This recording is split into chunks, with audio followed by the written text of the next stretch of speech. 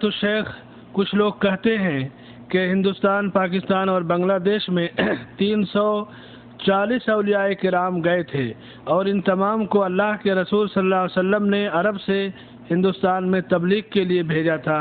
اس سلسلے میں ہم آپ سے وضاحت چاہتے ہیں۔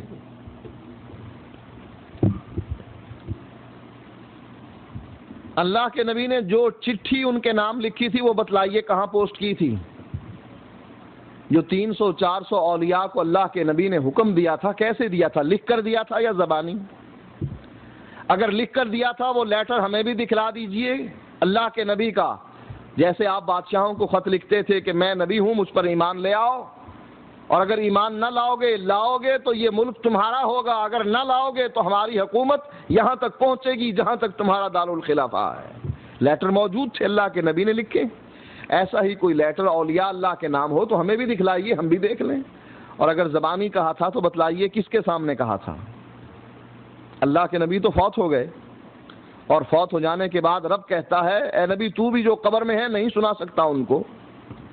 لہذا اس قسم کا عقیدہ رکھنا کہ اللہ کے نبی نے ان کو حکم دیا تھا، یہ کہانی ہے جو لوگوں نے گھڑی ہوئی ہے۔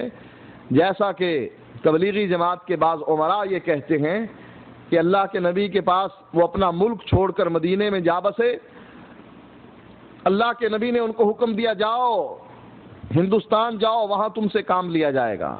وہ کہتے ہیں اللہ کے نبی ہم تو سب کچھ چھوڑ کر مدینے میں آپ کے پاس رہنا چاہتے ہیں، آپ نے فرمایا نہیں، تمہیں حکم دیا جا رہا ہے کہ ہندوستان میں جا کر کام کرو دین کا، تبلیغ کا۔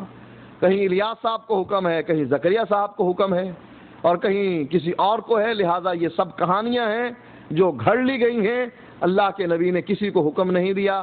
اگر حکم دیتے تو آپ اس بات کا حکم دیتے کہ میرے داماد ذو النورین کو شہید نہ کرو، خارجیوں کو حکم دیتے میرے علی کو داماد کو کچھ نہ کہو۔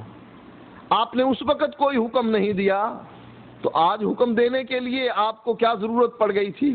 لہٰذا نہ آپ حکم دے سکتے ہیں اور نہ یہ کتاب و سنت سے ثابت ہے، بلکہ یہ کہانیاں ہیں جو اپنے مذہب کی تقویت کے لیے لوگ گھڑ لیتے ہیں۔